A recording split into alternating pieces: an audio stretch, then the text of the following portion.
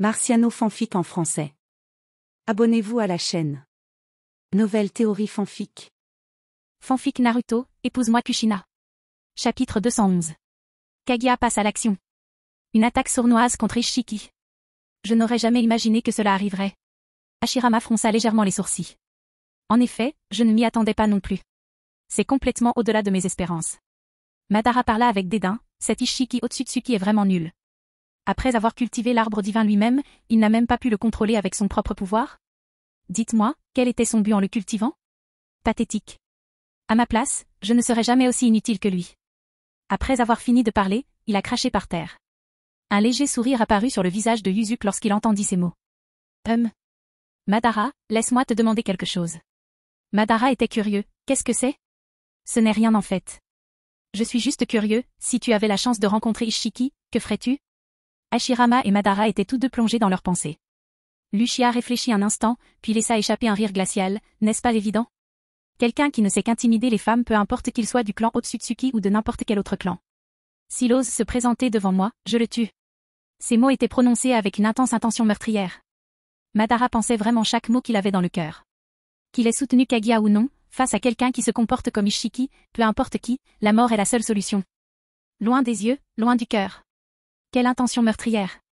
Yuzuki sourit légèrement. Hashirama, à côté, rit et dit, vieux chien, ne sois pas si nerveux. On dit que les personnes âgées peuvent avoir la diarrhée et des crises cardiaques.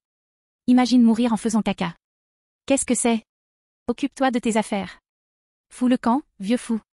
En le voyant prononcer des mots aussi étranges, la bouche de Madara se contracta. En voyant cela, Hashirama était au bord des larmes à force de rire. À ce moment-là, Yuzuki continua. Ensuite, Kaguya savait que si elle suivait le cours normal des événements, son destin serait scellé. Elle comprenait clairement que si elle n'agissait pas maintenant, elle serait dévorée par Ishiki. C'est à ce moment-là que Kaguya a mis son plan à exécution.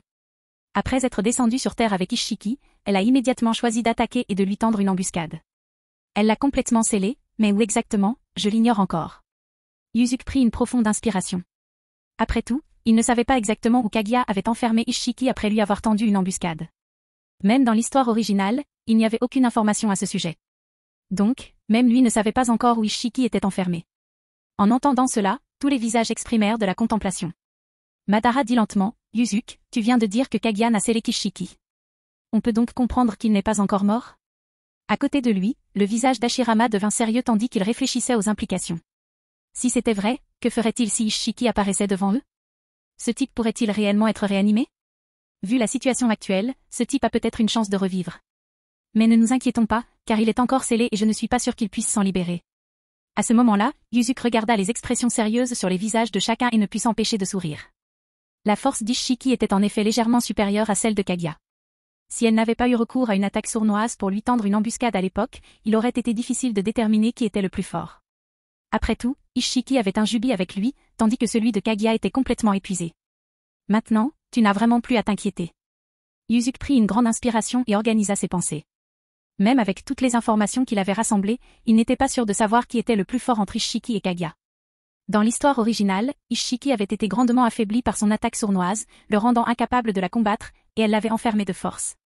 Pourtant, sa force était indéniablement redoutable. Yuzuki se demandait qui gagnerait dans un combat entre les actuels Madara et Ishiki, Lucia ou Otsutsuki. Mais il avait déjà fait des plans dans son cœur. Étant donné qu'Ishiki était membre des Otsutsuki, sa force devait surpasser celle de Madara. Une fois la situation réglée, Yuzuki commencerait immédiatement à augmenter la puissance de Madara, car il avait autre chose à tester. Le Madara actuel n'avait pas encore atteint son état de pointe, qui allait au-delà du mode normal des 6 chemins.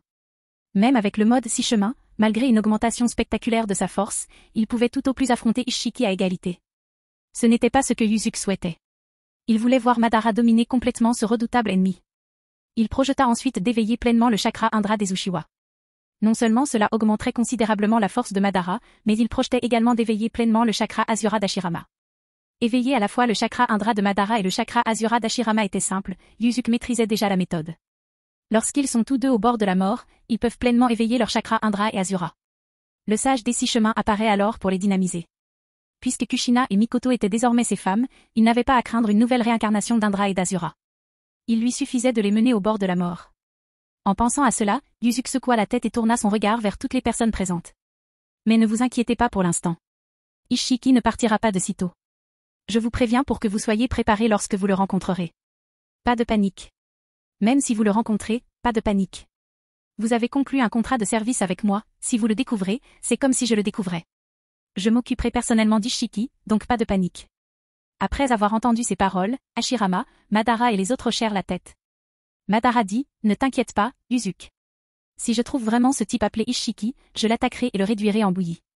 Si quelqu'un ose se montrer devant moi, je suis impitoyable. Comme on pouvait s'y attendre de la part de cet Uchiha au sang chaud. Même face à Ishiki Otsutsuki, il n'a montré aucune peur. C'est exactement lui. Chapitre 212. Black Etsu, n'est-ce pas ma volonté? Impossible. L'Uchiha parlait avec une intense intention de tuer. Yuzuki savait que si Madara rencontrait Ishiki, même s'il ne pouvait pas le vaincre, il se battrait avec tout ce qu'il avait. Bon, c'est tout ce que je sais sur Ishiki pour l'instant. Passons à autre chose, je vais continuer à vous parler de Kaguya. N'êtes-vous pas curieux de savoir pourquoi, après avoir obtenu le fruit du chakra et être devenue la déesse lapin, elle a quand même désespérément tenté de planter un nouvel arbre divin? Les visages de tous affichaient des expressions confuses, clairement intrigués par ce mystère. Grâce au récit de Yuzuki, ils apprirent que la puissance de Kaguya était incroyablement redoutable, elle était devenue la déesse shinobi. Étant l'être le plus puissant du monde ninja à cette époque, elle n'aurait pas dû avoir besoin d'agir ainsi. Nous sommes vraiment curieux, dit Hashirama, le visage perplexe. Pourquoi Kaguya, déjà si puissante, aurait-elle besoin de faire de telles choses? Madara, Tobirama, Izuna, Orochimaru et les autres se tournèrent vers Yuzuki avec des regards interrogateurs. Yuzuki prit une profonde inspiration, rencontrant le regard de tout le monde, continua avec un sourire. Cette affaire ne concerne pas uniquement Kaguya elle-même. Ayant grandi au sein du clan Otsutsuki, sa pensée n'était pas aussi sophistiquée que la nôtre. À l'époque, elle s'inquiétait du fait qu'Ishiki et elle soient venus sur Terre ensemble et que, selon la tradition du clan, elle devait être sa nourriture. Refusant ce sort, elle employa certaines méthodes pour sceller Ishiki. Cependant, elle savait pertinemment que même scellé, le clan Otsutsuki enverrait d'autres enquêteurs. Après avoir dit cela, il prit une profonde inspiration. Pour combattre cette menace, la seule option de Kaguya était de devenir encore plus puissante. Elle commença à cultiver sa force, même si ses méthodes n'étaient pas aussi astucieuses qu'on pourrait l'imaginer. L'armée qu'elle créa devint ce que nous connaissons aujourd'hui sous le nom de Zetsu blancs. Voici un point crucial, ces Zetsu blancs étaient autrefois des humains ordinaires. Ils ne se sont transformés qu'après des années d'exposition au chakra vital de Jubi. En entendant cela, Madara, qui avait réveillé le Rinnegan avant sa mort, se leva brusquement et regarda Yuzuki avec incrédulité. C'est impossible. Zetsu blanc n'est-il pas un produit de Jubi, s'exclama-t-il, incrédule. Cette révélation le choqua profondément, car c'était lui qui avait invoqué la statue démoniaque à Jubi et commandé ses Zetsu blancs. Yuzuki lui expliquait maintenant que ces êtres étaient autrefois des humains ordinaires. Cette révélation soudaine le laissa quelque peu incapable de l'accepter. Ah, Madara. Il y a bien des secrets que tu ignores, surtout à propos de Zetsu noir. Tu ne les comprends toujours pas.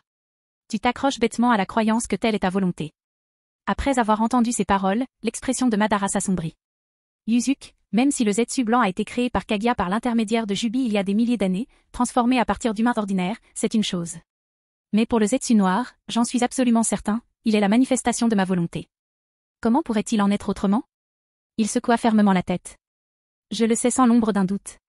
Quand Yuzuki vit le sourire confiant sur son visage, il ne put s'empêcher de sourire avec amusement. Il savait que Madara était complètement convaincu que Black Etsu était sa manifestation de volonté. Laissant échapper un soupir et regardant Madara debout devant lui, il dit impuissant. Madara, il est compréhensible que tu ne crois pas ce que je dis. N'importe qui dans ta situation ressentirait la même chose. Après tout, tu as éveillé le Rinnegan par tes propres moyens. Tu as même réussi à invoquer Jubi. Naturellement, tu crois que la statue démoniaque de la voie extérieure est entièrement sous ton contrôle, que tout est à ta portée. Mais as-tu déjà réfléchi à quelque chose? Comment as-tu pu réveiller le Rinnegan? As-tu vraiment réfléchi à cette question?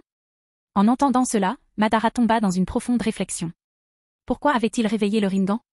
Parce qu'il avait lu le contenu de la tablette de pierre du clan Uchiha. Et ce contenu? Prenant une profonde inspiration, il regarda Yuzuki. Bien sûr que j'y crois. J'ai lu les inscriptions sur la tablette de pierre de notre clan Uchiha avant d'éveiller le Rinnegan. Cette méthode a été laissée par le sage des 6 chemins sur notre tablette de pierre il y a des milliers d'années. Yuzuki s'attendait à cette réponse. Madara avait placé une confiance totale dans la tablette de pierre du clan Uchiha, n'imaginant pas que quelqu'un puisse la falsifier. Même si cela peut être difficile à accepter, je dois te le dire, la tablette de pierre du clan Uchiha peut être entièrement réécrite. Et celui qui l'a fait, c'est Black Zetsu, quelqu'un que tu connais et qui t'est inconnu à la fois. En entendant cela, le visage de Madara se remplit de choc et d'incrédulité. C'est impossible. C'est l'ancienne tablette de pierre du clan Uchiha. Comment pourrait-elle avoir un lien avec une forme de vie que j'ai créée? À cet instant, il afficha une expression d'incrédulité intense. Même Hashirama à ses côtés et son frère Izuna exprimèrent leur incrédulité. Après tout, la tablette de pierre du clan Uchiha existait depuis la période des royaumes combattants, préservée pendant d'innombrables générations. Lorsque Yuzuki a révélé que Black Etsu avait falsifié sa tablette de pierre il y a longtemps, ils ont trouvé cela impossible à croire. Je sais que c'est difficile à accepter, mais je dois te le dire très sérieusement, Black Etsu n'est pas ta manifestation de volonté. Quant à ta véritable identité, je la laisse de côté pour l'instant. Il secoua légèrement la tête. Il comprenait pourquoi Madara réagirait de cette façon à une nouvelle aussi choquante. Il a continué. À cette époque, Kaguya commençait à embrasser pleinement son rôle parmi les humains. Après être tombée amoureuse, elle donna naissance à deux fils, Hagoromo Tsutsuki, que vous vénérez comme le sage des 6 chemins, et son frère, Amura Tsutsuki.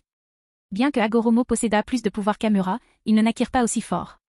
Au début, ils obéissaient totalement à leur mère Kaguya, considérant ses paroles comme une loi absolue. Mais tout changea le jour où un certain crapaud apparut. Tous les visages étaient perplexes. Personne ne s'attendait à ce qu'une grenouille joue un rôle aussi crucial dans leur magnifique histoire de ninja. Tsunade fut la première à faire le lien, demandant avec surprise. « Maître, faites-vous référence au crapaud du mont Miboku ?» Un sourire chaleureux se répandit sur le visage de Yuzuki. « Ma petite Tsunade, tu as tout à fait raison.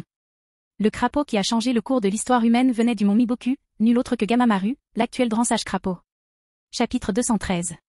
Que s'est-il réellement passé derrière l'arbre divin à 10 queues? Les visages de tout le monde montraient de l'incrédulité après avoir entendu les paroles de Yuzuki. Ils furent surpris d'apprendre que le crapaud dont il avait parlé auparavant, celui qui avait changé le cours du monde ninja, n'était autre que l'actuel sage du mont Miboku. Tu n'as pas besoin d'avoir l'air si surpris. Il dit, ce genre de choses n'a aucun secret pour moi. En fait, j'en connais bien plus que tu ne peux l'imaginer. Un sourire confiant éclaira le visage de Yuzuki.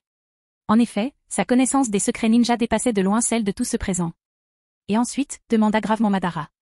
Que s'est-il passé exactement? Qu'est-ce qui a poussé les deux fils de Kaguya à se rebeller? Il était également impatient d'apprendre ce secret.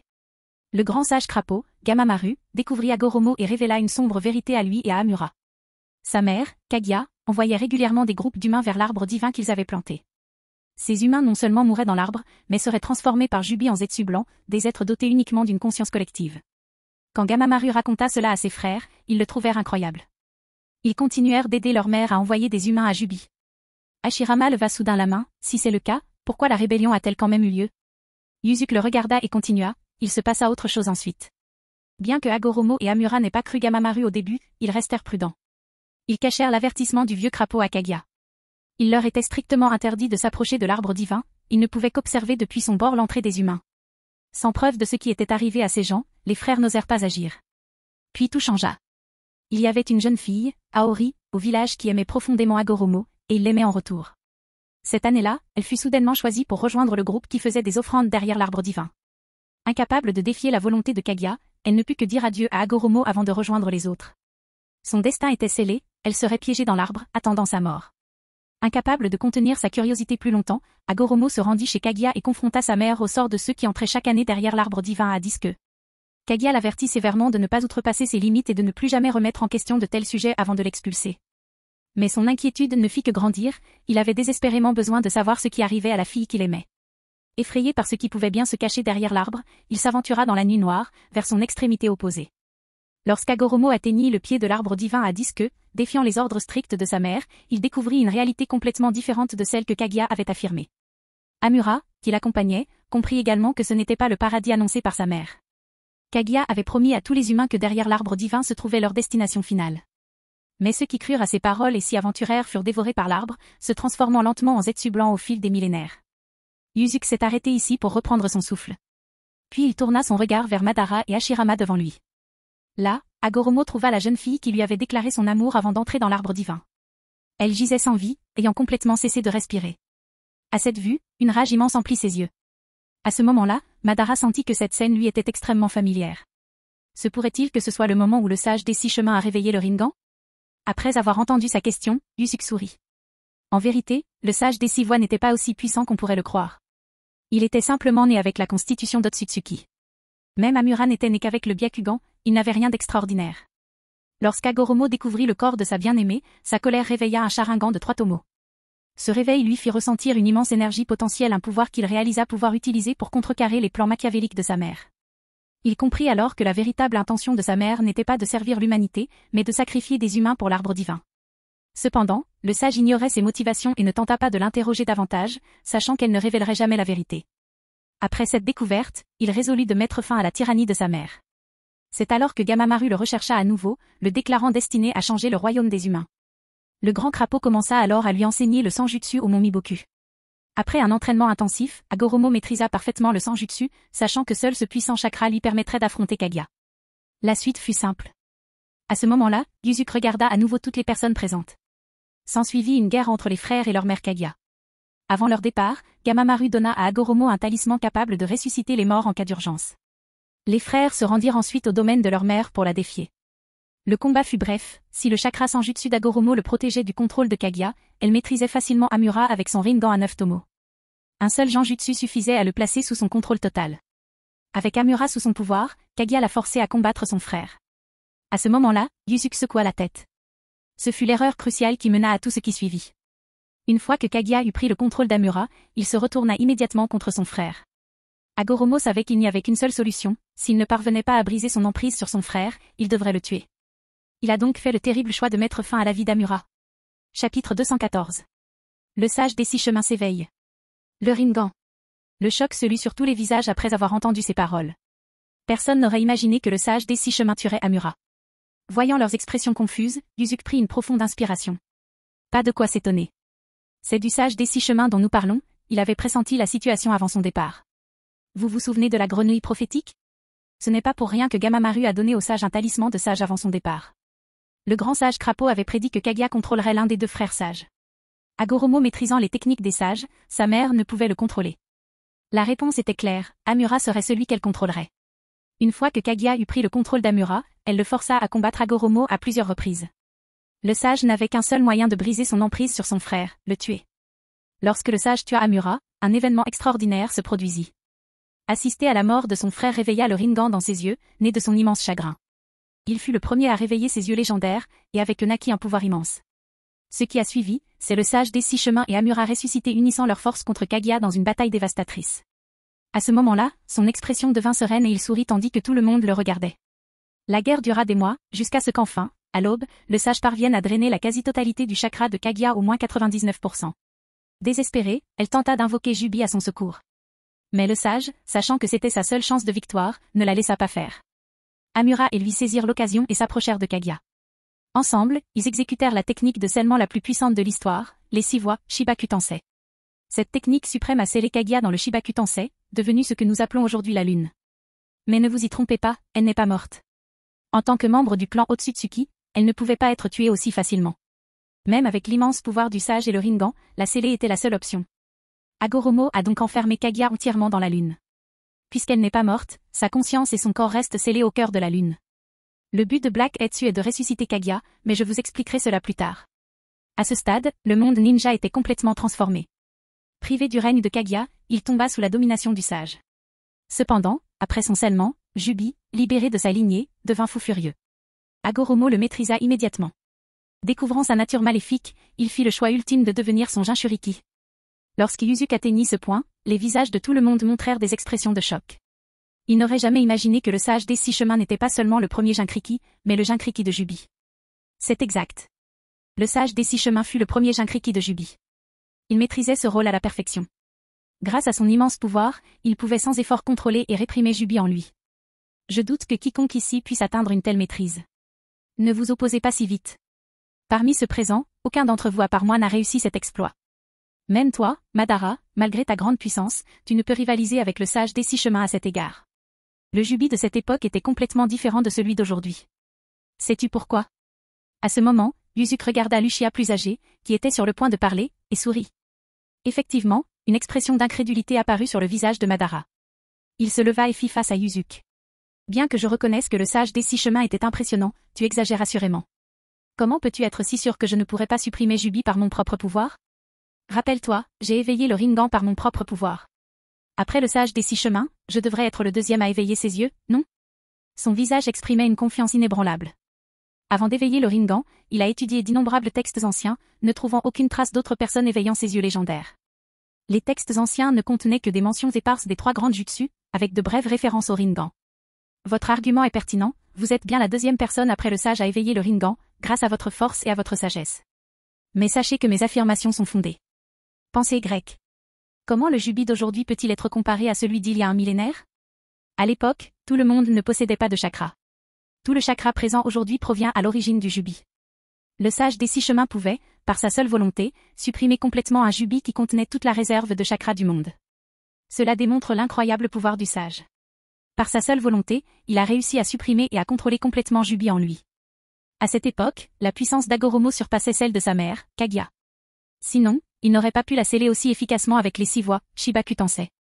Il possédait non seulement la puissance du clan Otsutsuki, mais aussi son propre pouvoir unique, le pouvoir des 6 chemins. Il possédait une énergie immense, après avoir appris le Sanjutsu au mont Miboku, sa puissance globale surpassait de loin celle de Kaguya. Oui, il a même surpassé sa mère. C'est cette puissance écrasante qui lui a permis de remporter une victoire aussi décisive. Sans elle, l'issue aurait été incertaine. Les visages de tous s'illuminèrent de compréhension. C'est logique. Il y a 1000 ans, la plupart des humains ne savaient pas utiliser le chakra, et tout restait scellé à Jubi, rien ne fuyait. Imagine à quel point le pouvoir du sage des 6 chemins devait être terrifiant à l'époque. Aurait-il pu être encore plus puissant que toi, Yuzuki? Hashirama se releva d'un bond. Il regarda l'homme devant lui avec incrédulité. Si l'ancien sage des 6 chemins possédait plus de pouvoir que Yuzuki, peut-être que ce dieu shinobi autoproclamé devant eux n'était pas aussi redoutable qu'il le pensait. Yuzuki se leva lentement, un sourire confiant, presque arrogant, se répandant sur son visage. Le sage des 6 chemins? Il n'est rien comparé à moi. Chapitre 215. Vous assisterez à un spectacle inoubliable. À ce moment-là, le visage de Yuzuki était rempli d'une immense confiance. Son affirmation selon laquelle sa puissance surpassait de loin celle du précédent sage des 6 chemins, Agoromo, n'était pas sans raison. Sa force actuelle avait complètement éclipsé celle du personnage légendaire. Le sage n'aurait même plus aucune chance contre lui maintenant. Hashirama et Madara échangèrent des regards avant que le premier ne parle lentement. Yuzuki, malgré ton immense pouvoir, n'es-tu pas trop prétentieux? Nous parlons du sage des 6 chemins. Tu nous as toi-même dit que le sage possédait une puissance écrasante, qu'il était invincible avant l'avènement de l'ère shinobi. Et maintenant, tu prétends le surpasser? C'est difficile à accepter. Tu as aussi dit que le sage a facilement vaincu Jubi par sa seule puissance. En es-tu capable? Un léger sourire apparut sur le visage de Yuzuki alors qu'il regardait Hashirama et Madara. Après tout ce temps, tu ne comprends toujours pas mon pouvoir actuel. Mais ne t'inquiète pas, ce que je vais te montrer va t'émerveiller. As-tu oublié de quoi je suis capable? Il se leva, une expression impuissante sur son visage. J'ai été trop gentil avec toi. As-tu oublié comment je t'ai tué sans te laisser la moindre chance de te défendre? Laisse-moi te montrer une autre technique efficace. Le sage des 6 voies, bien que puissant, possédait le Rinnegan, la source de son plus grand pouvoir, le pouvoir des 6 voies. Madara, tu connais les diverses utilisations du pouvoir des 6 voies. Il peut créer la douleur des 6 voies, mais ce n'est là qu'une de ses capacités les plus courantes. Le véritable sommet du pouvoir du Rinnegan réside dans sa capacité à exécuter la voie extérieure technique du Sansara de la vie céleste, qui peut ressusciter les morts. Puisque tu m'as interrogé, laisse-moi te dire qui est le plus fort entre le sage des 6 chemins et moi. Bien que le sage fût incroyablement puissant, il ne pouvait ressusciter personne sans subir de dégâts. Mais pour moi? Ce n'est pas un problème. Une expression de confiance suprême se répandit sur son visage alors qu'il se préparait à révéler son véritable pouvoir. Ensuite, vous assisterez à un spectacle inoubliable. Le visage de Yuzuki rayonnait d'une confiance profonde. Il savait qu'une fois son véritable pouvoir révélé, les gens devant lui ne représenteraient plus aucune menace. Je vais te montrer mon véritable pouvoir maintenant. Sinon, tu continueras à faire comme si de rien n'était. Mais bientôt, tu en seras témoin. J'espère que tu ne seras pas trop choqué, mon pouvoir a toujours été aussi écrasant. Un sourire arrogant traversa son visage, sachant que ses paroles étaient vraies. Après un moment de réflexion, il continua. Cependant, avant de vous démontrer le pouvoir qui est en moi et qui surpasse celui du sage des 6 chemins, laissez-moi vous raconter ce qui est arrivé au sage et pourquoi il est mort.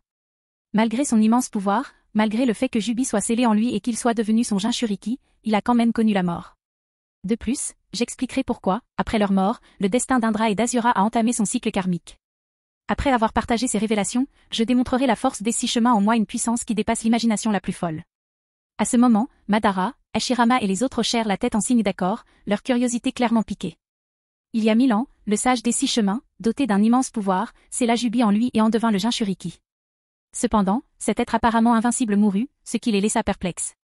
Laissez-moi vous révéler la vérité à ce sujet. Il y a 1000 ans, le sage des 6 voies et son frère ont scellé Kaguya dans le Shibaku Tensei des 6 voies. Par la suite, ils ont choisi des voies différentes. Agoromo a choisi de rester sur Terre pour éclairer l'humanité, tandis que son frère, Amura, craignant que leur mère Kaguya soit seule sur la Lune, a pris les membres de son clan et a migré là-bas.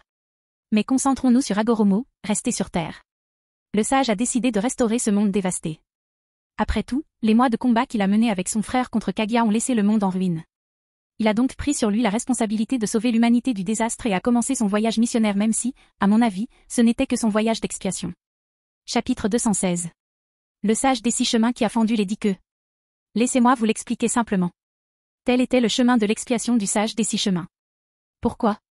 Parce que le combat entre lui et sa mère Kaguya avait déclenché d'innombrables catastrophes.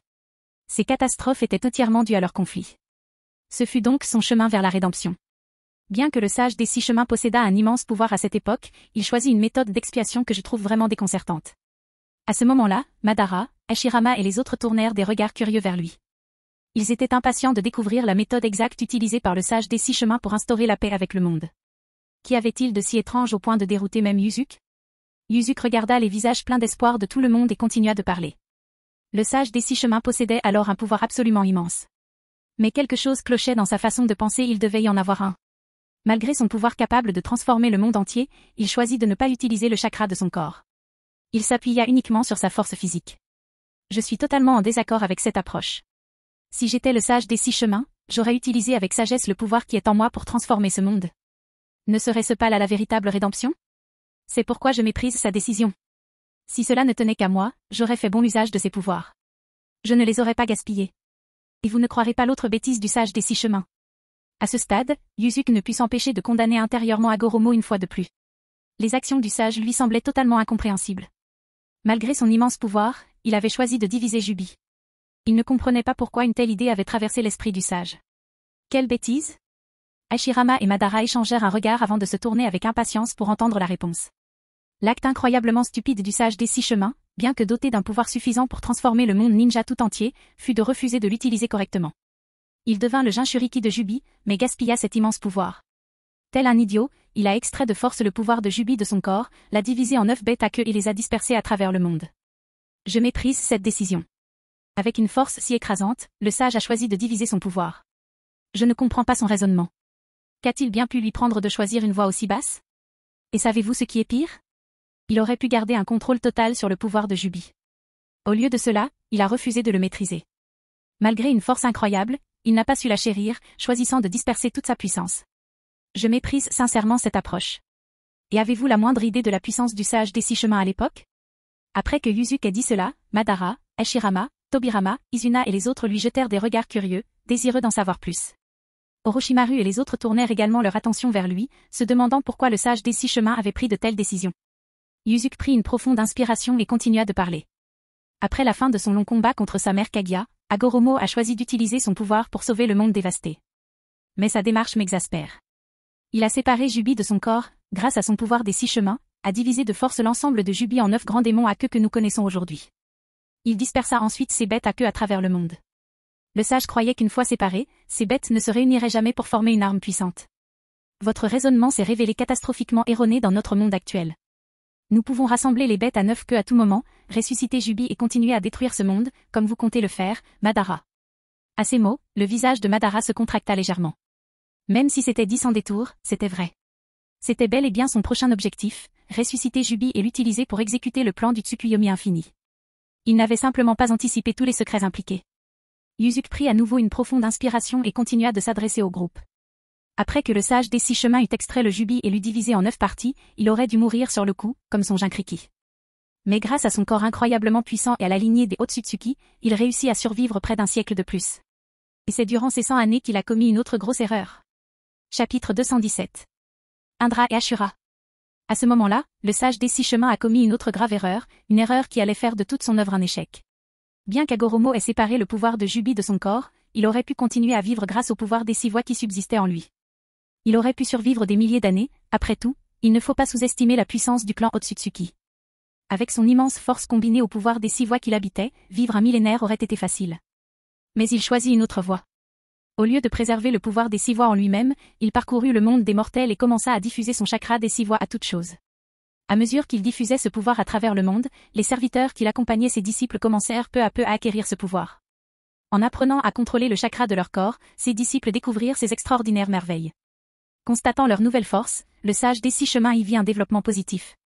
Il embrassa ce cheminement vers la rédemption, continuant à disperser tout le chakra qu'il possédait.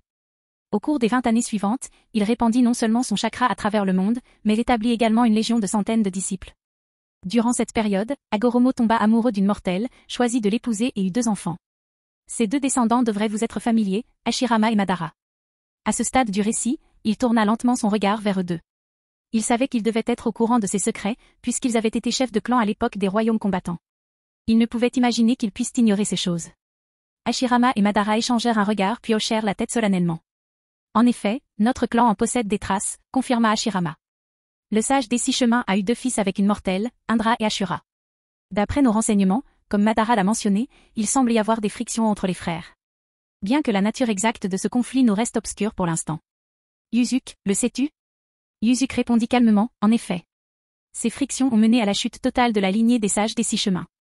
Le conflit entre les frères a dégénéré en guerre, ce qui a mené à la tragédie. Et je peux vous le dire. Derrière tout cela se cachait une main invisible, invisible à vos yeux. Cette main s'était complètement dissimulée, à tel point que même Hagoromo ne pouvait sentir sa présence. Car cette main n'était autre que Zetsu Noir, le cerveau. Oui, le Zetsu Noir que vous imaginez. Il était bel et bien le cerveau de toute la tragédie du monde ninja. Après avoir dit cela, il pinça doucement les lèvres. Hashirama et Madara, ainsi que Tobirama, Izuna et les autres, ont tous montré des expressions d'incrédulité. Ils n'imaginaient pas qu'il y a 1000 ans, lorsque le sage des 6 chemins a unifié le monde ninja, le mentor était déjà apparu. Ce génie était Black Hetsu, quelque chose à quoi ni Hashirama ni Madara ne s'attendaient. Madara, je sais que tu as beaucoup de pensées en ce moment. Tu as même préparé de nombreuses preuves pour prouver que Black Hetsu est la manifestation de ta volonté. Mais soyons clairs, Black Hetsu est ton propre être. Il a été créé par Kaguya lors de son combat final contre les frères sages. Au moment où Hagoromo et Amura exécutèrent le saut des 6 voies Shibaku Tensei, Kaguya extirpa une trace du pouvoir du clan Otsutsuki de son être. Grâce à ce pouvoir ultime, elle créa le Zetsu Noir. Zetsu Noir, fruit de la création hâtive d'Otsutsuki, ne possédait pas le pouvoir du sage des 6 chemins et de son frère, et n'héritait d'aucun des pouvoirs de Kaguya. Il n'héritait parfaitement que de 2 choses, une force vitale extrêmement puissante et la capacité de contrôler secrètement Jubi. Ainsi, non seulement il contrôlait secrètement la coquille vide du disque, l'arbre à disque, mais il ordonnait également aux Zetsu blancs créés par l'arbre chakra d'accomplir ses tâches et de s'occuper de ses affaires. Comme le sage des 6 chemins partageait la même origine que Kaguya, même lui ne pouvait détecter l'existence du Zetsu Noir. Cela le rendait de plus en plus arrogant. Il n'existait que pour un seul but, trouver le moyen de ressusciter sa mère, Kaguya. C'était sa seule mission. Et puis Zetsu Noir, le dernier descendant de Kaguya, commença à conspirer pendant des millénaires. Durant cette histoire presque millénaire du monde ninja, vous n'étiez tous que de simples marionnettes entre ses mains, sauf moi, qui le savais à l'avance. Chapitre 218. Madara croit au mensonge de Black Zetsu. Dans ce monde, tout le monde, sauf moi, a été manipulé par Black Zetsu, car j'avais tout prévu. Quant à savoir comment je sais tout cela, je ne peux pas vous le dire maintenant. Sachez simplement une chose, les plans et les stratégies de Black Zetsu n'ont aucun sens à mes yeux. D'ailleurs, Madara, ne doutais-tu pas auparavant qu'il soit le cerveau? Alors, laisse-moi te demander, si Zetsu Noir est vraiment ton subordonné ou ta manifestation, peux-tu l'invoquer maintenant? Ou plutôt, peux-tu utiliser ta méthode unique pour l'invoquer ici? Si tu n'y parviens pas, alors tout ce que j'ai dit est vrai. À ce moment-là, Yuzuki tourna son regard vers Lucia devant lui. Lorsque Madara entendit ces paroles, son expression changea légèrement. Puis il dit à voix basse, je n'y croyais pas au début. Mais je réfléchissais à ce que tu as dit. Il y a une demi-heure, j'ai essayé différentes méthodes pour invoquer le Zetsu Noir, mais ce type semble délibérément éviter mes tentatives de communication. Même maintenant, je n'arrive pas à le joindre. Ce que tu as dit doit être vrai. Je suis juste curieux, pourquoi le Zetsu Noir n'est-il pas sous mon contrôle? Et comment a-t-il pu orchestrer des plans à si long terme? À ce stade, Madara n'avait d'autre choix que de croire les paroles de Yuzuki. Il essayait de communiquer avec Zetsu Noir depuis un certain temps. Bien qu'il puisse recevoir tous ses ordres, la créature ne répondait tout simplement pas. Bien qu'il fût capable de recevoir et de reconnaître ses ordres, il resta silencieux. La conclusion était évidente, les paroles de Yuzuki étaient vraies. Et donc, Madara accepta complètement tout ce qu'il avait dit. Je sais que tu es curieux. Je peux te dire clairement que tout ce que je dis révèle la vérité du monde humain. Et si tu doutes de moi, quand je suis de bonne humeur, je peux invoquer le sage des 6 chemins. Tu pourras alors lui demander toi-même. Mais laissons cela de côté pour l'instant. Voyons pourquoi le sage des 6 chemins a commis une si grave erreur à l'époque. Après avoir épousé une femme du monde humain, il eut 2 fils, Indra et Asura Tsutsuki. Ils devinrent les enfants du sage et héritèrent parfaitement de son pouvoir. Cependant, un point regrettable se présentait, Indra, étant le frère aîné, possédait les pouvoirs oculaires du sage et la totalité de son chakra de nature yin. Son frère cadet, Asura, bien que joyeux, n'hérita pas directement du pouvoir de son père. Cependant, son corps contenait un chakra de nature yang extrêmement puissant, une force qu'il lui restait à découvrir. Au lieu de cela, il vivait simplement chaque jour dans le bonheur. À cette époque, Hagoromo établit son monde ninja et sa secte sur son territoire. Il commença à distribuer son chakra à travers le monde, et une fois cette tâche accomplie, il établit le premier système d'entraînement ninja, appelé Ninja. Mais il découvrit alors un problème, malgré le partage de son chakra, les gens étaient incapables de l'utiliser correctement. Le chakra ne pouvait pas être transformé en la puissance qu'il était censé produire. Cela perturba profondément Hagoromo. En tant que sage des 6 chemins et fils direct de Kaguya, il n'eut jamais à se soucier de contrôler son propre chakra. Les gens ordinaires étaient confrontés à un défi différent. Leurs conditions physiques particulières les empêchaient de libérer leur chakra normalement. Même après l'avoir cultivé, ils n'avaient aucun moyen de le libérer. Cela ne les rendait que légèrement plus forts que les gens normaux, avec peu d'autres avantages. Le sage des 6 chemins se débattait avec ce dilemme, car il ne possédait pas les sceaux complexes que nous utilisons aujourd'hui. Mais une découverte inattendue survint. Son fils Indra, véritable génie, découvrit que des mouvements précis des mains pouvaient contrôler le chakra de son corps. Les implications étaient évidentes. C'est lui qui a inventé le ninjutsu, le système qui consiste à utiliser des sauts de main pour libérer le chakra. Lorsqu'il révéla cette méthode, tout le monde fut stupéfait. Personne n'aurait imaginé qu'une telle technique puisse exister pour libérer son chakra intérieur. La popularité d'Indra grandit rapidement et des disciples commencèrent à se rassembler autour de lui. Mais c'est à ce moment-là que les choses ont commencé à devenir incontrôlables. Chapitre 219. L'incident du mauvais choix d'héritier par Hagoromo. À partir de ce moment-là, les choses ont commencé à échapper au contrôle d'Hagoromo, car il n'avait aucune idée de qui s'opposait à lui dans les coulisses. À cette époque, il n'aurait jamais pu imaginer que sa mère, Kaguya, créerait un autre être au moment même où lui et son frère l'auraient enfermé. Cet être était Black Zetsu. Non seulement Zetsu Noir dissimulait parfaitement son identité, mais comme il n'avait pas hérité des autres pouvoirs de Kaguya, même le sage des 6 chemins ne pouvait détecter sa présence. Grâce à ses remarquables capacités de dissimulation, il commença à élaborer minutieusement des plans pour atteindre ses objectifs. Et le but de Black Zetsu, comme chacun le sait probablement, était de ressusciter Kaguya. Il a toujours œuvré dans ce seul but. Je ne peux qu'admirer la patience de Zetsu Noir. Il complote dans le monde ninja depuis près de 1000 ans. Demandez-vous, pourriez-vous comploter pendant 1000 ans? Yuzuki dit cela, son visage montrant une trace d'admiration. Mais il ne pouvait pas aller plus loin. Après tout, il était désormais destiné à être l'ennemi de Black Zetsu, son adversaire. Il devait le tuer. Ce talent était vraiment extraordinaire.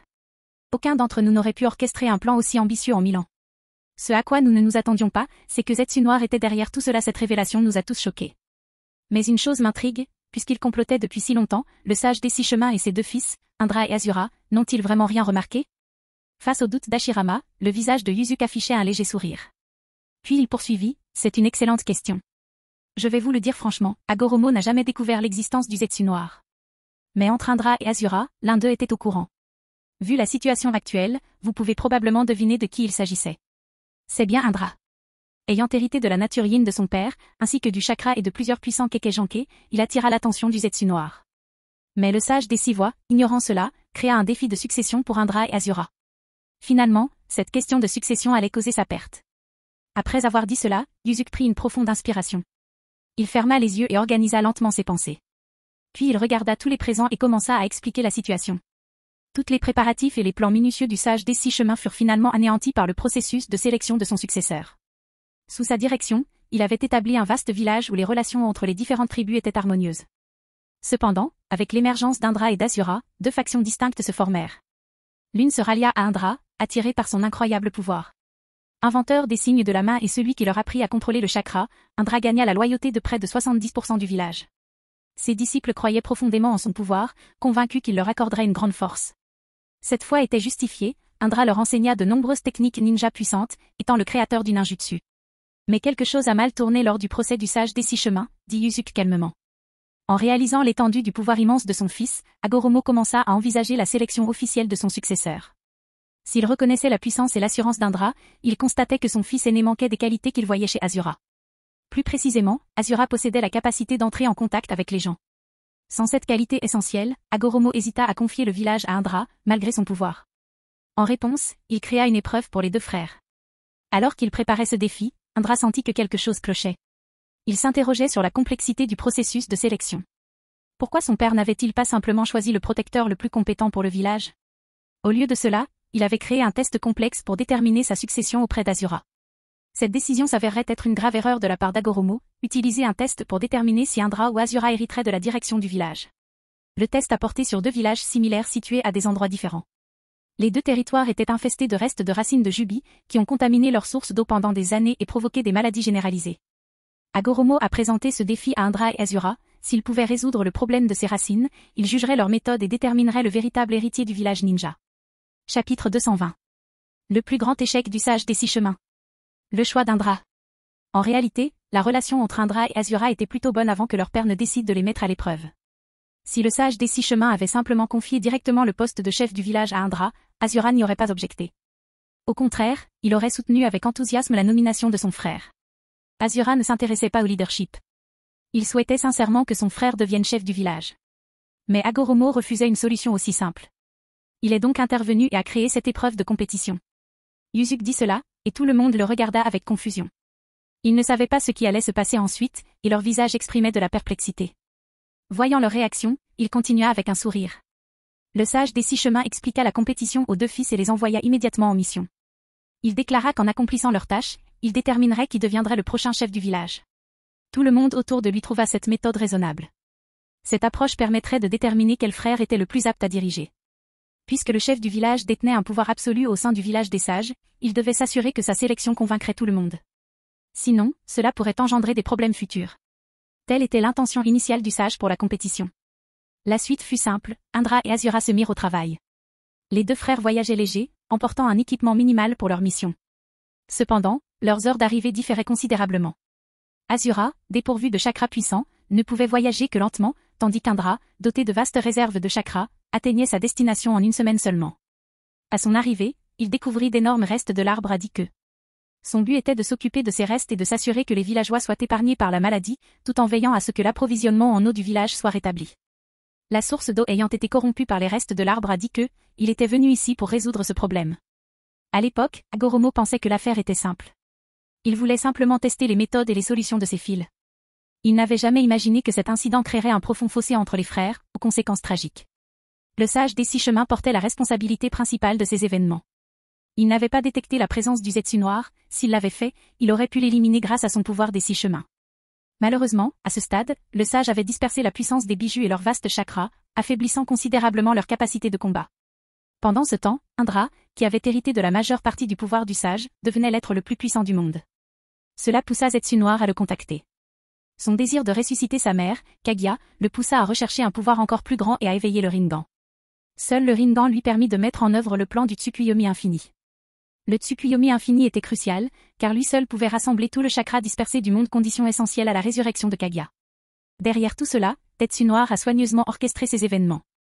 Yuzuki prit une profonde inspiration à ce moment-là et tordit son cou raide. À ce moment-là, Indra et Asura arrivèrent tous 2 dans leurs villages respectifs. Ces villages shinobi étaient presque identiques, tous 2 affectés par les restes de l'arbre Jubi, hérité de la bataille précédente. La contamination avait rendu leur source d'eau dangereuse, boire leur eau corromprait les habitants grâce au pouvoir de Jubi, drainant leur force vitale. Leur mission était simple, aider à reconstruire les villages et résoudre les problèmes restants concernant l'arbre à 10 queues. Le sage utiliserait leur performance dans ces tâches pour choisir son successeur. Cependant, 2 problèmes sérieux surgirent. Indra avait hérité de près de 90% du pouvoir du sage et possédait naturellement le Sharingan, tandis qu'Asura n'eut pas cette chance. Chapitre 221. Asura et Indra arrivent dans 2 villages différents. Indra hérita de 80 à 90% du pouvoir du sage des 6 voies, ce qui lui conféra naturellement le Sharingan. Après avoir obtenu ce Kekkei-Jankai, il acquit une compréhension profonde, au-delà de la perception ordinaire.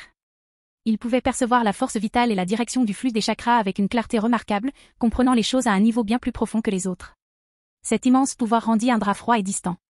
Ses capacités rivalisaient, et même, à certains égards, surpassaient, celles de son père. Convaincu d'avoir transcendé les limites humaines, il ne voyait plus la valeur des simples disciples. Il recherchait plutôt ceux qui seraient plus forts pour ses ambitions, les utilisant pour maintenir le contrôle des villages et de tout ce qui était sous son contrôle. Il préférait régner par sa force intérieure. L'autre fils d'Hagoromo, Asura, était l'exact opposé d'Indra. Bien qu'il ne possédât pas le riche chakra et le Kekkei-Jankai de son frère, dont le puissant Sharingan, sa personnalité chaleureuse et sa nature sociable attiraient de nombreux fidèles au village. Le sage des 6 chemins espérait que ces personnalités contrastées se compléteraient parfaitement. Cependant, cet espoir l'a conduit à ignorer les véritables pensées d'Indra. Le sage assigna les 2 frères à des villages différents confrontés à des crises identiques. Leur source d'eau avait été corrompue par les vestiges et les racines du Jubi, détruisant leur approvisionnement en eau. Bien que les vestiges du Jubi aient conservé peu d'énergie, même cette quantité résiduelle s'est avérée écrasante pour les villageois qui dépendaient de ces sources d'eau. Quand Indra et Asura arrivèrent dans les villages qui leur étaient assignés, ils avaient 2 objectifs clairs. Izuku prit une profonde inspiration et continua de regarder tout le monde devant lui. Il fallait d'abord éliminer ces racines corrompues. Ensuite, il fallait restaurer les sources d'eau des villages. Les deux frères ont accompli leur mission, mais le temps nécessaire a été très variable. Indra a terminé en moins d'une semaine, tandis qu'Azura a mis 2 à 3 ans. Après avoir accompli leur mission, ils sont revenus rendre compte de leurs résultats. Comme prévu, Indra revint le premier, n'ayant mis que 7 jours pour terminer l'épreuve de son village. Une fois terminé, il quitta rapidement son village. Au retour d'Indra, ses disciples applaudirent à tout rompre. Ils furent profondément impressionnés qu'il ait réussi l'épreuve du sage des 6 chemins non seulement plus rapidement, mais aussi en quelques jours seulement, tout en résolvant d'innombrables problèmes. Cette vitesse extraordinaire valut à Indra un respect encore plus grand de la part de ses disciples. Ils considéraient que le suivre était le choix le plus important et le plus sage qu'ils aient jamais fait. Lorsque le sage des 6 chemins vit son fils aîné revenir, il s'enquit de la mission. La réponse d'Indra fut simple et directe. Il avait éliminé les vestiges de Jubi, résolu la crise de l'eau du village en creusant un puits profond et assuré son approvisionnement continu. Il pensait que ce puits résoudrait progressivement d'autres problèmes dans son village ninja. Lorsqu'Izuku eut fini de parler, son sourire disparut. Il savait que cet incident avait changé la façon dont Hagoromo voyait Indra, ce qui a conduit à plusieurs événements importants qui ont suivi. Après avoir entendu le rapport d'Indra, Hagoromo ne lui transmit pas immédiatement sa position. Il lui dit plutôt d'attendre que le village de son frère résolve ses problèmes. Ce n'est qu'alors qu'il déciderait, en fonction de leurs performances respectives, s'il transmettrait sa position à Indra ou à Azura. Bien que le visage d'Indra restât impassible à cette nouvelle, il éprouva un profond mécontentement. Après tout, il avait accompli sa tâche rapidement et parfaitement. Pourquoi son père insistait-il encore pour attendre Azura? Chapitre 222. Que arrivait-il à Azura à ce moment-là? Hagoromo, son père, lui avait confié une mission. À ce moment-là, Indra avait non seulement accompli sa mission, mais était déjà rentré au village. Il était curieux, pourquoi son père n'avait-il pas terminé l'épreuve à son retour? Au lieu de cela, il avait fait attendre tout le monde. La curiosité d'Indra naquit de l'excellent accomplissement de la tâche en moins de 15 jours, dont la moitié fut consacrée exclusivement au voyage. Cependant, le sage des 6 chemins refusa de lui céder sa place, préférant attendre le retour d'Azura avant de prendre sa décision. Cette situation le rendait de plus en plus malheureux. Après tout le monde le considérait comme un génie suprême. L'approche du sage, qui consistait à traiter Azura et Indra comme des égaux, semblait impossible, car il semblait ignorer l'immense différence entre ses deux fils. Le jugement du sage était depuis longtemps déséquilibré, favorisant subtilement la direction d'Azura. Sa compassion l'a conduit à ce favoritisme, qui allait finalement entraîner de lourdes conséquences. Tandis que son frère peinait encore à accomplir sa tâche, Indra assuma des responsabilités supplémentaires au village, menant de nombreuses expériences de ninjutsu. Son immense pouvoir attira naturellement des disciples sous son commandement. Ses disciples soutenaient ardemment Indra comme successeur du sage des 6 chemins. Ils se demandaient pourquoi le sage n'avait pas encore annoncé son choix et commencèrent à établir des comparaisons flagrantes entre Azura et lui. Finalement, la plupart des villageois choisirent de soutenir Indra. Après tout, il leur avait appris à contrôler leur chakra, créant lui-même cette méthode. Leur loyauté gravita naturellement vers lui, un fait qu'Indra reconnut clairement. Il savait naturellement que ce qu'il avait fait avait apporté de nombreux changements au village. Mais il était très curieux de savoir pourquoi son père ne l'avait pas encore désigné comme son successeur. Et à cet instant, devinez ce qui se passait avec Azura. À ce moment, Yuzuki inclina légèrement la tête, regarda Madara et les autres et sourit. Qu'est-ce qui arrivait à Ashura à ce moment-là? Tout le monde le regardait avec des expressions confuses. Si le sage des 6 chemins n'avait pas été si indécis et avait simplement transmis la charge à Indra, ces problèmes ne seraient jamais apparus. La cause profonde était la faiblesse du sage des 6 chemins. Bien qu'il souhaitât réunir les pouvoirs de ses deux fils pour diriger le village ensemble, il négligea un point crucial, son cœur penchait vers Azura. Imaginez cette mission, quelle que soit la progression des frères, Indra fut le premier à terminer ses tâches et à revenir. Il avait accompli les 2 tâches exactement comme Hagoromo l'avait demandé, nettoyer les restes de Jubi et aider les villageois à résoudre leurs problèmes d'approvisionnement en eau potable. Yuzuki continua de parler lentement. Cependant, comme Azura n'était pas revenu, le sage utilisa ce prétexte pour faire attendre Indra et les autres. Ce fut la principale raison pour laquelle les frères finirent par devenir ennemis mortels. Même après ce conflit, le sage des 6 chemins ne manifesta aucun remords. Il se demanda seulement quelle partie du processus avait mal tourné. Jusqu'à sa mort, il ne comprit jamais son erreur. L'indifférence du sage envers Indra s'est tellement refroidie qu'elle a créé l'opportunité parfaite pour Black Etsu, qui a commencé à chercher des occasions de se rapprocher d'Indra. Alors qu'Indra effectuait ses patrouilles habituelles autour du village, ses disciples exprimèrent leur mécontentement face à la décision du sage. Ils suggérèrent à Indra de faire sécession et de devenir indépendant, l'assurant que beaucoup quitteraient volontiers le village pour le suivre. Après tout, c'est Indra qui leur a appris à contrôler leur chakra intérieur et à en exploiter la puissance. En entendant ses disciples parler ainsi, le cœur d'Indra s'agita. Cependant, n'ayant pas encore sombré dans les ténèbres, il ne manifesta aucun mécontentement. Au contraire, il parla calmement, leur demandant de faire profil bas. C'est un moment crucial. Il leur dit, ne semez pas le trouble dans le village. Cela compromettrait la suite. Chapitre 223. Black Etsu apparaît. Après avoir entendu les paroles d'Indra, chacun se montra plus mesuré. Bien qu'Indra ait parlé sans hésitation, des doutes subsistaient dans son cœur. Il se demandait pourquoi son père ne lui avait pas immédiatement transmis la charge, préférant attendre le retour d'Azura. Il savait que si Azura revenait maintenant, cela prendrait un temps considérable, s'occuper des branches de Jubi le tiendrait occupé pendant un certain temps. Tandis que ses pensées lui traversaient l'esprit, son expression s'assombrit. Il comprenait désormais clairement pourquoi son père avait fait un tel choix. Au fond de lui, il soupçonnait Agoromo de transmettre probablement la position à son jeune frère. Si un tel scénario se produisait, comment affronterait-il son frère et son père? Indra restait incertain quant au choix qu'il ferait le moment venu. Un jour, alors qu'il patrouillait avec ses subordonnés, il entendit soudain une voix mécontente près de son oreille, provenant d'un buisson. Cela marquait l'apparition de Zetsu Noir. Voyant l'abattement d'Indra, il surgit pour le manipuler. Il savait qu'Indra désirait devenir chef du village et qu'il avait besoin de l'approbation de son père.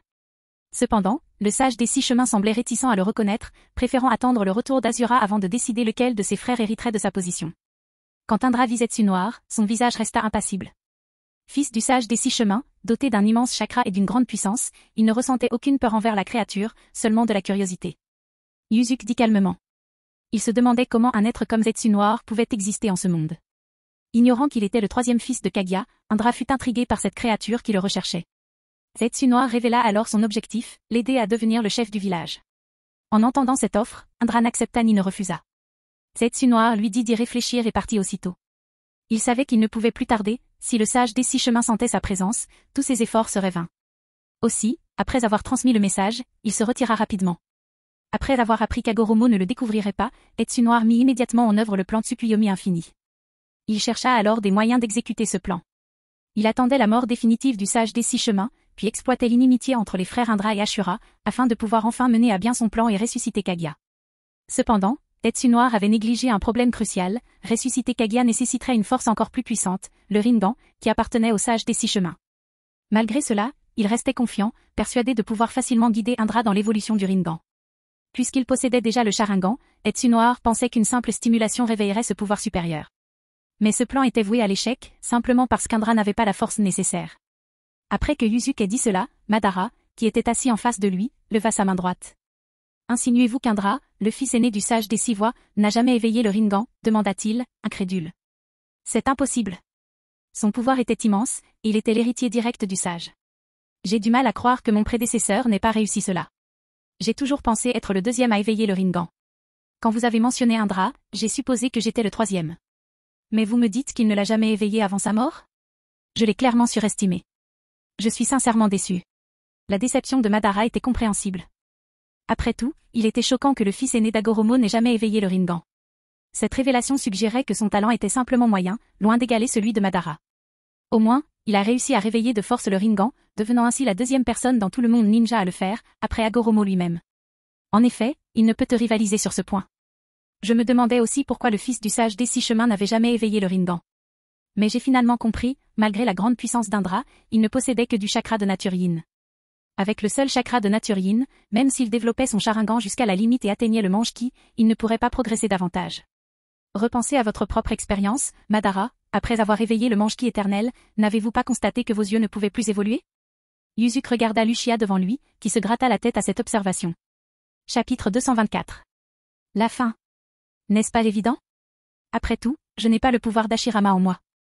Ce n'est qu'après avoir fusionné complètement le pouvoir de notre clan Uchiha avec celui de Sanju que nous pourrons activer ce pouvoir qui transcende nos 2 clans. Nous pourrons alors éveiller la véritable puissance des 6 chemins, dit Madara à voix basse. Yuzuki sourit. Voilà pourquoi Indra n'a pas réussi à réveiller le Rinnegan. Il ne savait pas comment le faire à l'époque. Même si sa puissance surpassait celle du sage des 6 chemins et d'Azura, il n'a pas réussi à réveiller le Rinnegan. Sa puissance intérieure était tout simplement insuffisante. Ce pouvoir requiert une quantité considérable de chakra, et quelque chose d'encore plus crucial. Il ne s'agit pas seulement du chakra d'Indra, mais aussi de celui d'Azura. Cependant, aucun des frères ne l'avait compris à l'époque. Même Agoromo ne l'avait pas compris. La façon dont le sage des 6 chemins a éveillé le Rinnegan était assez simple. Il est passé directement du Sharingan au Rinnegan, sautant complètement l'étape du Mangekyo Sharingan sans effort.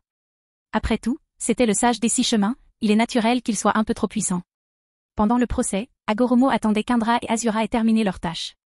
Ce n'est qu'alors qu'il jugerait leurs accomplissements et déciderait lequel d'entre eux hériterait de sa position. Il a choisi de continuer à attendre, même si son fils aîné était arrivé tôt au village et avait résolu ses problèmes avec succès. Ce n'était pas ce qu'il souhaitait voir pour le moment. Il a fait attendre tout le monde jusqu'à ce que toutes ces conditions soient remplies avant d'annoncer son successeur. Le sage des 6 chemins commis ici une grave erreur. En choisissant d'attendre plutôt que de prendre une décision immédiate, il laissa les événements se dérouler hors de son contrôle. Ses actions finirent par transformer ses fils en ennemis acharnés, menant à leur destruction mutuelle. Tandis qu'il attendait avec Indra et les villageois, des changements radicaux se produisirent dans un autre village, celui où se trouvait Azura. Bien que dépourvu de grands pouvoirs, il se précipita sans tarder vers le village qui lui avait été assigné après avoir accepté la quête. En arrivant au village, Azura découvrit des conditions de vie désastreuses partout. Les villageois buvaient de l'eau contaminée par les restes de Jubi, provoquant maladies et mutations généralisées. Ils étaient devenus hostiles aux étrangers et avaient perdu tout espoir de salut. À son arrivée, il interrogea les villageois sur leur situation. Bien qu'il sache que Jubi était responsable, il devait confirmer si cela correspondait à l'objectif de sa mission avant d'agir. Les villageois expliquèrent leur situation, mais lorsqu'Azura proposa de s'occuper de l'arbre à 10 queues, ils l'en empêchèrent. Ils révélèrent un dilemme cruel, détruire elle, arbre divin, éliminerait leur seule source d'eau. La source d'eau la plus proche étant à 7 jours de distance et leur état de santé les empêchant de voyager, ils n'eurent d'autre choix que de se rabattre sur l'eau contaminée, malgré leur haine pour l'arbre qui la produisait. Cette révélation enragea Azura. Si vous continuez à boire cette eau, vous vous affaiblirez et succomberez à la maladie, prévint-il. Mais les villageois répondirent, sans cette eau, nous mourrons immédiatement. Nous choisissons la survie maintenant plutôt que la mort plus tard. Ce n'est qu'à ce moment-là qu'Azura comprit la gravité de la situation. Il était venu simplement pour accomplir la mission de son père, enlever les branches de Jubi et résoudre le problème de l'eau. Son plan initial de reloger les villageois s'était avéré impossible. Des années passées à boire de l'eau contaminée les avaient rendus trop faibles pour un tel voyage, il tenait à peine debout. Il comprit qu'il lui fallait trouver une meilleure solution pour accomplir la tâche de son père. Yuzuki dit cela avec un sourire impuissant sur son visage. Azura avait déjà trouvé une solution, creuser un nouveau puits profond pour le village. Malgré ses compétences limitées, sa détermination a inspiré les villageois, qui l'ont rejoint dans son effort. Après une année de travail acharné, lui et les villageois réussirent à creuser le puits. En regardant l'eau fraîche couler, leur visage s'illuminait d'un sourire satisfait. Ce puits, construit grâce à leurs efforts conjugués, représentait leur espoir pour l'avenir. Grâce à cet exploit, Azura avait enfin accompli la tâche de son père. Il repartit donc, se préparant à rentrer. Mais il découvrit que plusieurs villageois avaient choisi de le suivre. Alors qu'ils poursuivaient leur chemin, environ un tiers des villageois choisirent de suivre Azura jusqu'au domaine du clan ninja. À son retour, son père acquiesça d'un air satisfait. Agoromo avait vu exactement ce qu'il attendait de son fils, le pouvoir de l'unité. Bien que les capacités d'Azura ne fussent pas exceptionnelles, il possédait un cœur capable d'unir les gens. Cette qualité le rendait digne de lui succéder. Le sage des 6 chemins nomma aussitôt Azura comme son successeur. À l'annonce de la décision, Indra, furieux, défia immédiatement son frère au combat. Comme chacun sait, l'issue fut tragique.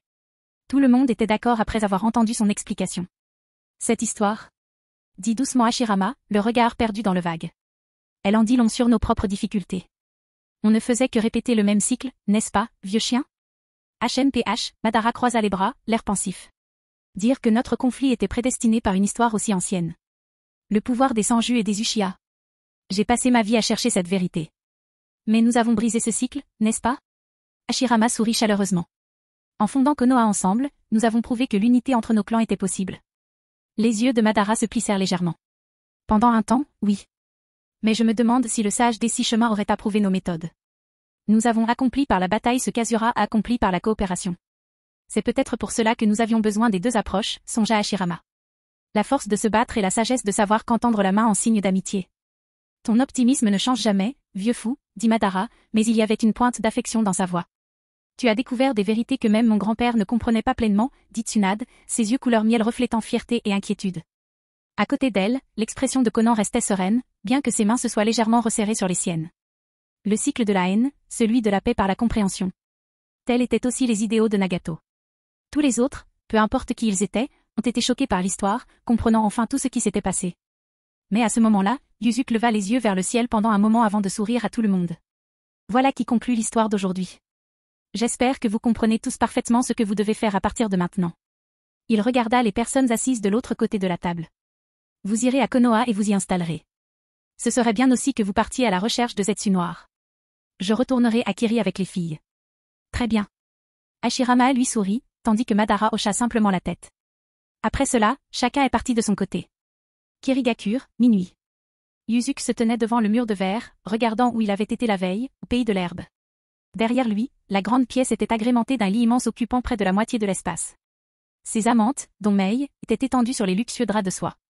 Leurs expressions paisibles et la douce lueur de leur peau trahissaient l'épuisement profond de leur nuit passionnée. Dans la pièce éclairée par la lune, le rythme de leur respiration créait une scène sereine. Les regardant rapidement, Yuzuki prit une profonde inspiration et quitta lentement la pièce. Une fois dehors, il a disparu en un clin d'œil. Technique du dieu du tonnerre volant. Terre d'herbe. De retour au même endroit qu'avant, avec la table et les chaises en bois toujours au même endroit, Yuzuki leva les yeux. Il y avait une fissure dans le ciel. Il remarqua cette fissure dès la fin de l'histoire. Inquiet, il congédia rapidement tout le monde, les renvoyant à Konoha et passant ce qui serait probablement sa dernière nuit avec ses femmes. En regardant la fissure mystérieuse, il pouvait sentir un autre monde au-delà. Ding. Félicitations, hôte, pour avoir accompli toutes les tâches de ce monde. Sur le point de commencer un nouveau voyage. La prochaine mission mondiale est le monde de One Piece. Il hocha lentement la tête et marcha directement dans la faille. En entrant, tout était plongé dans l'obscurité. Yuzuki examina soigneusement son corps. Constatant que tout était intact, il s'assit. Toutes ses capacités restèrent sous son contrôle. Il semblait être dans une grotte sombre et humide. Alors qu'il absorbait ses nouveaux souvenirs, un son étrange émergea derrière lui. Qui est là? Fin de la vidéo, abonnez-vous à la chaîne pour nous encourager, merci beaucoup.